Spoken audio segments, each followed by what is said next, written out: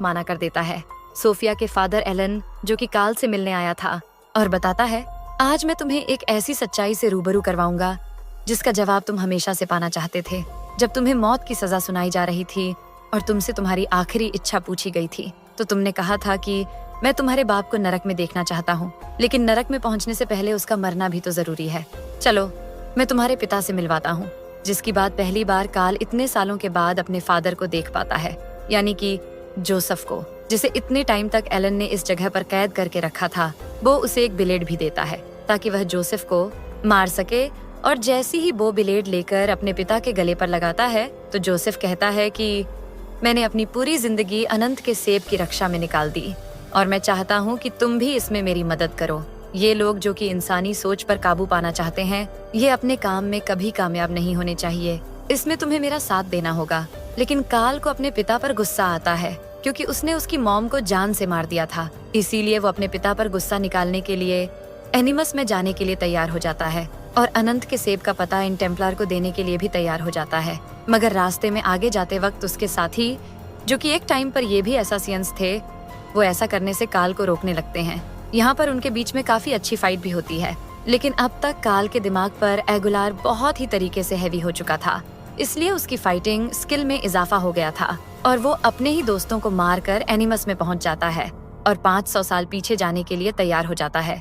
और यहाँ हम देख पाते हैं जो इस वक्त टेम्पलर का मुखिया, जो सुल्तान के पास उसका बेटा लेकर आता है और कहता है कि इसके बदले में अनंत का सेब मुझे दे दो। सुल्तान ने अपने घर की एक दीवार में अनंत का सेब को छिपा रखा था, जो कि अपने बेटे के बदले उसे देने के लिए तैयार हो जाता है।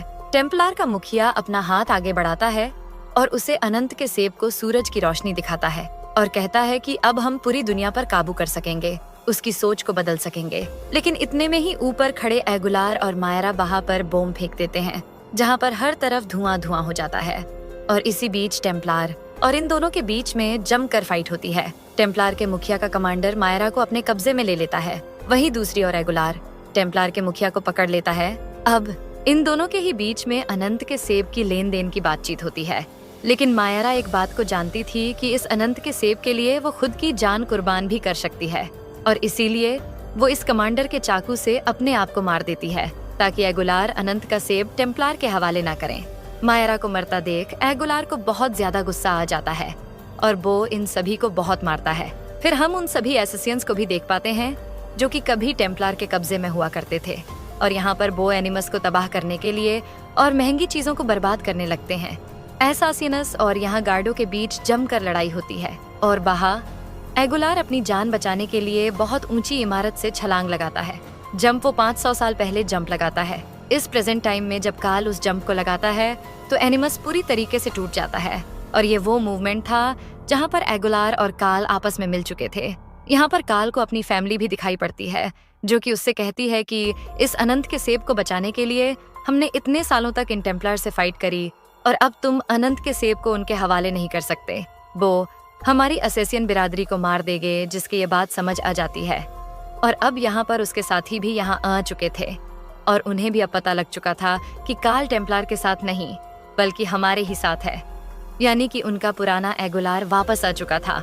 और अब ये सभी मिलकर वहाँ के गार्ड को मार के सोफिया और एलन को रोकने की कोशिश करते हैं, क्योंकि उसी वक्त काल अपने 500 साल पुराने वाले पास्ट में था। उसने स्पेनिश में कहा था कि ये अनंत का सेब वहाँ मिलेगा जहाँ से अंधेरे का अंत और रोशनी की शुरुआत होती है, जो कि रिलेटेड था क्रिस्टोफर कोलंबस की कब्र से। इसीलिए एलन अपनी बेटी सफिया को लेकर वहाँ से हेलीकॉप्टर की मदद से बाहर निकल जाता है। हालांकि काल अपनी पूरे ताकत और दमखम से उन्हें पकड़ने की कोशिश करता है, लेकिन जब तक छत की चोटी पर पहुँच पाता, ये लोग हेलीकॉप्टर लेकर वहाँ से निकल चुके थे।